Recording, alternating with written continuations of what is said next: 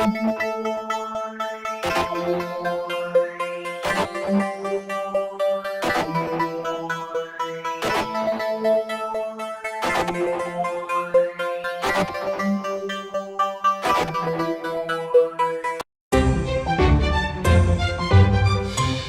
noite, seja bem-vindo ao Podcast, o podcast da Educação Adventista em São Carlos.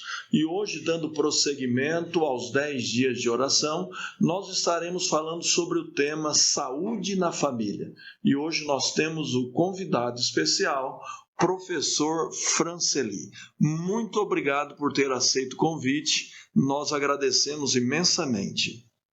Para mim é um prazer estar aqui com vocês, poder contribuir com alguma coisa para ajudar as famílias, o bem-estar das famílias, tanto aqui da nossa comunidade quanto de outros lugares também. Vamos fazer uma oração inicial e depois nós iremos iniciar. Querido Pai, muito obrigado, Senhor, pela vida, pela saúde, por tudo que o Senhor nos concede. Neste momento estaremos conversando sobre um assunto importante, que é a família, que nós possamos ter a presença do Seu Santo Espírito para nos iluminar e podermos conversar algo que seja útil para aquelas famílias que estão nos ouvindo e assistindo, em nome de Jesus. Amém. Bom, para iniciar, professor Franceli, como é que nós poderíamos definir de maneira básica família? Bom, a família tem a definição, primeiramente, na Bíblia, né, que Deus criou a família. O homem, mulher, depois vem os filhos. Aí laços sanguíneos, né?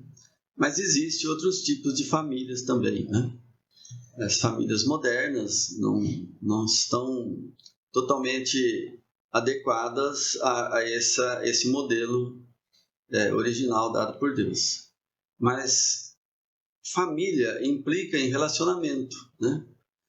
Muito mais que laços sanguíneos, também o relacionamento é muito importante, mesmo que não haja laços sanguíneos entre alguns membros da família. Muito se ouve que a família é a base da sociedade. Como é que nós podemos entender esta afirmação? Bom, levando em consideração que a criança, quando nasce, ela praticamente não sabe nada, ela tem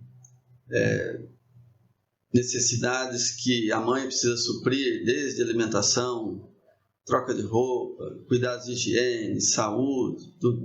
E conforme a criança vai crescendo, ela precisa ser orientada, precisa ser educada. A família precisa passar para essa criança as regras do convívio social. E isso, quem tem a obrigação primária de fazer isso são os pais, a família. Os avós também podem contribuir, os demais familiares, mas especificamente os pais. Então, se os pais cumprirem essa função básica da educação, vai ajudar as crianças a crescerem com saúde física, saúde mental, emocional e também espiritual. Porque as crianças precisam dos limites. Porque o mundo não gira em torno da gente. A gente vive numa sociedade que tem regras, normas. E essas regras e normas devem começar a ser bem colocadas dentro de casa, pelos familiares, principalmente pelos pais. E quando ela começar a conviver em outros ambientes, ela vai ter também as regras desses outros ambientes, instituições, principalmente quando vem para a escola, né? Então ela vai ter que saber aqui dividir o espaço com coleguinhas, saber o horário que ela vai poder fazer as coisas, saber, por exemplo, que na sala de aula, ou na quadra, ou em qualquer lugar, ela vai ter regras para cumprir. E tudo isso vem da família, vem de casa. A escola confirma, ajuda, orienta e é uma base para que essa educação que ela está recebendo em casa possa continuar aqui na escola. O importante que nós podemos perceber é que se a criança ela aprende a conviver em casa, este ensinamento ela vai levar para onde ela estiver o respeito, a organização, e vai compreender que apesar de em outro local não tem uma regra como a casa dela, mas ela vai respeitar, mesmo ela não entendendo aquela regra dentro do princípio a qual ela foi criada, mas ela vai saber da importância daquilo para a boa convivência naquele ambiente. Dando sequência, nós percebemos hoje em dia muitos conflitos na família. O que será que está causando esses conflitos? É uma pergunta um tanto complexa, né? Porque aí cada família é um universo, né? De convivência uns com os outros. Então tem os casos específicos e tem os casos gerais que nós podemos abordar, mas pode ser que isso se aplique a uma família e pode ser que não se aplique também. Mas nesse mundo que a gente chama pós-industrial, esse mundo pós-cristão, em que as pessoas às vezes perderam referências de comportamento, referências de como tratar os outros, e muitas pessoas começam a se voltar para si. Talvez não tiveram uma base familiar, né, que deu a elas o lugar delas na sociedade. Então, quando a pessoa se torna muito voltada para si, chamando de egocentrismo, então tudo tem que girar em torno dela. E aí, quando entra num relacionamento com uma outra pessoa, que aí vai ter que ceder em muitos aspectos. Nós vamos ter que ceder. O casamento, você tem que ceder aqui, ceder ali, outras vezes é outra pessoa que cede. E quando as pessoas não querem ceder, geralmente acontecem os conflitos. Conflito no relacionamento humano sempre existiu. Nós vemos lá, logo depois que o homem peca, você tem um conflito de Abel e Caim, termina no assassinato. Então nós vemos que os conflitos existem. Os conflitos existem na família. Agora, muitos casais hoje em dia estão preferindo romper o relacionamento do que enfrentar os conflitos e tentar resolvê-los, o que é mais difícil. E aí, o ser humano, quando ele enfrenta os conflitos, muitas vezes até precisando de ajuda profissional, porque às vezes a gente não vai dar conta de resolver tudo, ele cresce como ser humano, ele vai se tornar uma pessoa que tem mais experiência no relacionamento interpessoal e vai ajudar a sua família, ajudar os seus filhos, né? Agora, romper um relacionamento, a gente também não pode condenar ninguém porque rompe um relacionamento, né? Aí cada caso é um caso, como eu falei, precisa ver as causas que estão... As condições estão levando a essa situação. Mas dentro da sua fala, professor Franceli, a gente pode até pensar em algo que é comum hoje, né? Você vê muitas propagandas hoje em dia, né? Happy Hour, né? A hora feliz. Mas o que é essa hora feliz propagada por aí, né? Essa hora feliz é a pessoa, ao sair do trabalho, ela não vai para casa, para os familiares. Ela vai para um local com os amigos, comer, beber, se divertir. E isso parece meio estranho, né?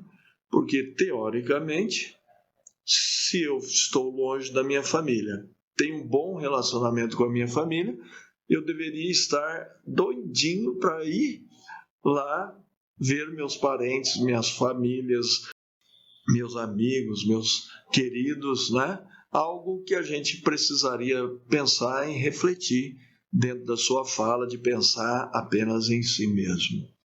Mas dando sequência, o poder de um lar equilibrado, aonde os relacionamentos são positivos, apesar de algum conflito ou outro, ele tem um poder fantástico para ser um exemplo para as outras famílias, para a sociedade.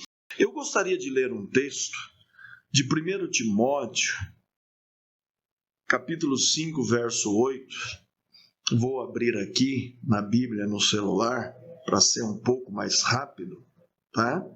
1 Timóteo 5, verso 8, que diz assim: Ora, se alguém não tem cuidado dos seus, e especialmente dos da própria casa, tem negado a fé, e é pior do que o descrente. Verso duro. Um verso duro. Bem duro. Como é que nós podemos entender este verso, professor Franceli? Vou ler novamente. Ora, se alguém não tem cuidado dos seus, e especialmente dos da própria casa, tem negado a fé, e é pior do que o descrente. Muito bem, eu vou colocar aí os que tem que ter o cuidado, geralmente na família, são os pais. Desde que a criança nasce, a gente tem aquele cuidado, né? Aquele bebezinho que você pega ali. Geralmente a gente fica até com medo de pegar, porque aquilo vai poder escapar, cair, né? As mães já têm mais, parece que, habilidades, né? Para pegar as crianças. Né? Conforme vai crescendo, você vai cuidando, você vai cercando de amor, de carinho, de atenção, de proteção, mas também você vai colocando limites. Porque se uma criança crescer sem limites, é complicado, né? Então, eu penso, esse cuidado, você prover tudo que uma criança precisa para se desenvolver. Ela tem os estágios, depois ela deixa de ser criança, entra na puberdade, entra na adolescência, que é uma fase que ela está repensando a vida, tem outros parâmetros, outros amigos, os pais já não são muito mais a referência, né? Mas os pais têm que estar ali, você tem que estar cuidando. Agora, se você deixa isso, né?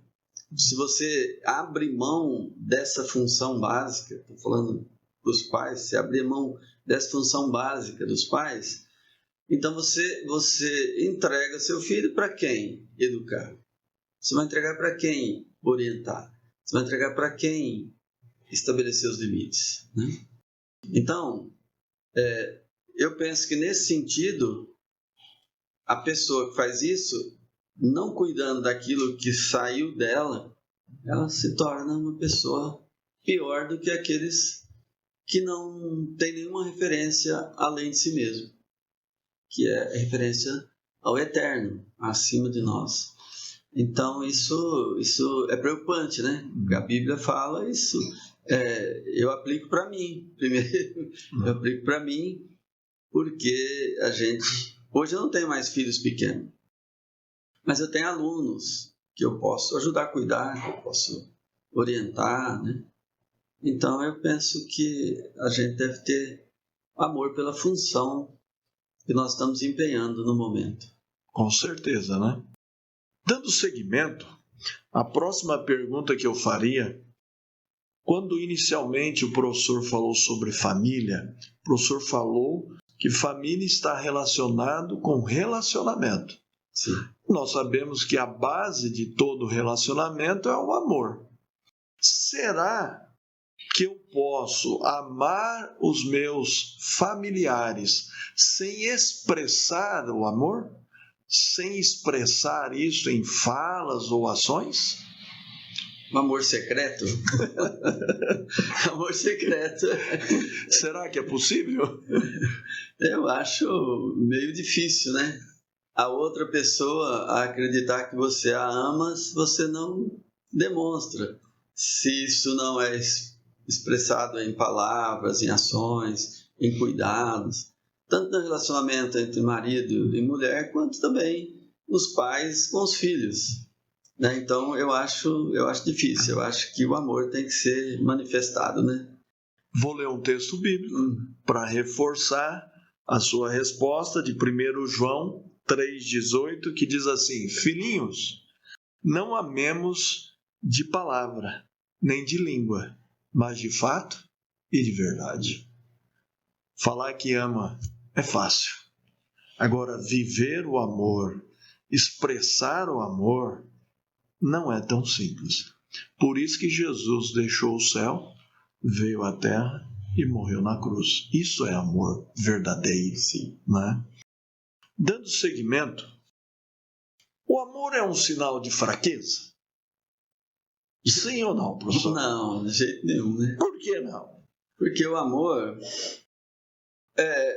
a gente precisa entender o significado dessa palavra que é tão usada hoje em dia, né? E muitas vezes fora de um contexto. Porque quem ama permite tudo. Não. Quem ama não permite tudo. Eu acho que você vai ler alguns textos aí que vai mostrar isso. Deus não permite tudo. Deus estabeleceu limites bem claros para a gente na sua palavra. E Ele nos ama. Mais do que qualquer ser no universo, Deus nos ama. Você colocou aí o texto bíblico agora mesmo. Então, eu acho que o amor, ele tem que ser exigente.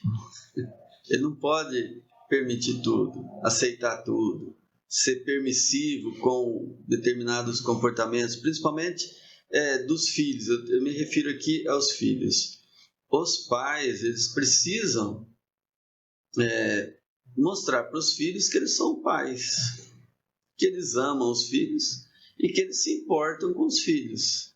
E mesmo que isso envolva diferenças de opinião. Muitas vezes, na sala de aula, a gente conversa com um aluno, e o aluno fala, professor, mas só eu. Por que só eu, né? Por que eu aqui? Eu falei, não, se eu não me importasse com você, eu olhava para o outro lado e deixava passar, mas eu me importo com você, eu quero seu bem. Então, os pais, eles também têm que ter a postura de querer o bem dos filhos. E, para isso, às vezes, né, para não dizer muitas vezes, no processo educacional dentro da família, vai acontecer diferença de opiniões. E os pais têm que estar preparados para lidar com isso da melhor maneira possível. Eu aqui até, uma recomendação aos pais, né, não usar violência, né? Não é que a violência está fora de moda, a violência nunca deveria ter entrado em moda no processo educacional, dentro da família. Porque violência gera violência. Então, usar de conversa e estabelecer limites, né? Às vezes, ficar sentado numa cadeirinha ali alguns minutos, pensando, né? Ajuda a refletir, né? E a criança vai vendo, relacionando da causa ao efeito. Então, você fez alguma coisa? Vai ter. Você vai colher outra coisa. Depende do que você faz, você vai colher as consequências, né? Eu acho que isso é importante. Por exemplo, o texto de Apocalipse 3, 19 e 20 diz assim: Eu repreendo e disciplino a quantos amo. Sê, pois, zeloso e arrepende-te. Então, claramente, Deus está dizendo o quê? Eu estou te repreendendo, eu estou te corrigindo, eu estou disciplinando, porque você está no caminho errado. E se você continuar nesse caminho, vai ser um problema para você. E por eu te amar, eu preciso te disciplinar para que você volte para o caminho que vai ser a vida eterna. E um pai é assim. O pai, quando corrige o seu filho, ele sabe, ele percebe pela experiência que aquele caminho não vai dar certo. Então é melhor repreender o filho para que ele volte. É tão importante isso que um texto de Isaías, capítulo 28, 21, capítulo 28, verso 21, ele parece ser meio estranho, mas olha só. Porque o Senhor se levantará como no monte Perazim, e se irará como no vale de Gibeão, para realizar a sua obra estranha, e para executar o seu ato inaudito. Por que uma obra estranha? Por que um ato inaudito? Deus é amor, né? Deus é amor. Sempre nos tratou com amor. Mas quando precisa de uma correção, de uma repreensão, de confrontar o ser humano com a sua situação e mostrar para ele que aquele caminho não é o melhor, Deus também, o amor dele implica em atitudes enérgicas e não condescendentes. Por isso que a Bíblia fala uma obra estranha. Uma obra estranha. Um Deus de amor sendo justo. Sendo justo. Porque quando o jovem rico chegou a Jesus e ele fala, bom mestre, Jesus o confrontou logo de cara. Por que me chamas bom? Será que isso vem de você mesmo? Ou você está querendo me bajular? Porque bom só tem um, é Deus. Então Jesus, Deus, ele não é bonzinho, ele é bom. Bonzinho é aquele que condescende com atos errados. E Deus não, ele sabe qual vai ser o resultado de um comportamento sem limites, desenfreados. Onde que vai dar isso? Então ele vai colocando barreiras no nosso caminho para que a gente possa ter os limites. E cada limite que a gente ultrapassa, geralmente vem consequências. E muitas vezes essas consequências não são boas. Eu não interpreto isso como sendo castigo de Deus, mas é Deus deixando a gente colher os frutos das nossas decisões. É a única forma da gente enxergar que estava no caminho errado. Exato, né? Mas, dando prosseguimento agora para o final do nosso podcast, que dicas, professor Franceli, nós poderíamos dar às famílias, aos nossos ouvintes que estão nos assistindo? Não é fácil dar dicas para as famílias, né? Principalmente porque quando eu tive meus filhos pequenos, a gente vivia um outro mundo. Era um mundo muito diferente do mundo de hoje. E hoje os pais lidam com outros desafios. Desafios das redes sociais, desafios da internet, desafios do celular, desafios que os filhos podem estar plugados no mundo aí há 24 horas.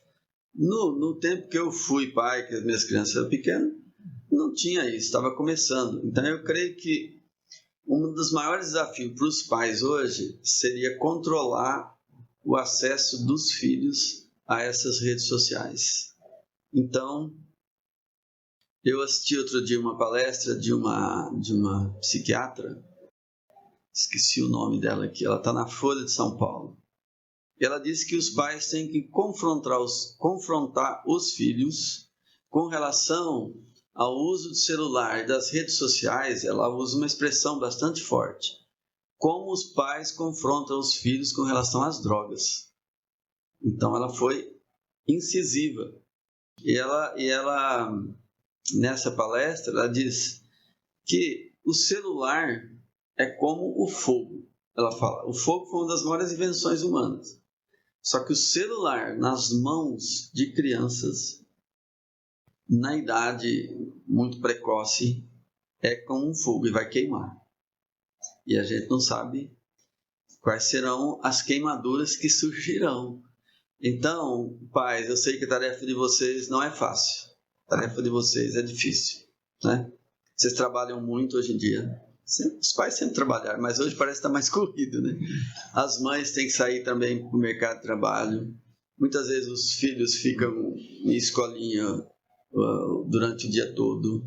Então não é fácil, mas eu recomendaria a vocês pedir orientação a Deus, primeiramente, orar, apresentar os filhos de vocês a Deus, pedir sabedoria dos altos céus para educá-los. E também ler sobre o assunto, ler sobre educação de filhos.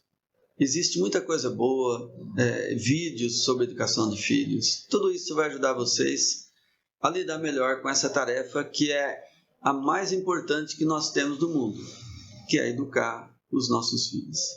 Porque filhos bem educados, crianças bem educadas, jovens bem educados serão uma bênção para a sociedade, uma bênção para a família, uma bênção para a comunidade. E meu desejo é que Deus abençoe ricamente vocês nessa tarefa. a gente não pode esquecer que sempre poderá haver conflitos. E a melhor forma de resolver conflitos é perdoando. O perdão é um elemento essencial. Como perdoar? Assim como a dica do professor foi buscar a Deus, ao buscar a Deus, ele dá a sabedoria e a capacidade de perdoar diante destes conflitos. Estamos finalizando o nosso podcast. Foi um prazer mais uma vez estar aqui conversando, transmitindo ideias para vocês. Não se esqueça de compartilhar este vídeo, de curtir, de escrever nos comentários que gostou ou, se não gostou, nos dê dica para melhorar. Foi um prazer estar com vocês e neste momento vou pedir para o professor Franceli finalizar com uma oração. Então vamos orar.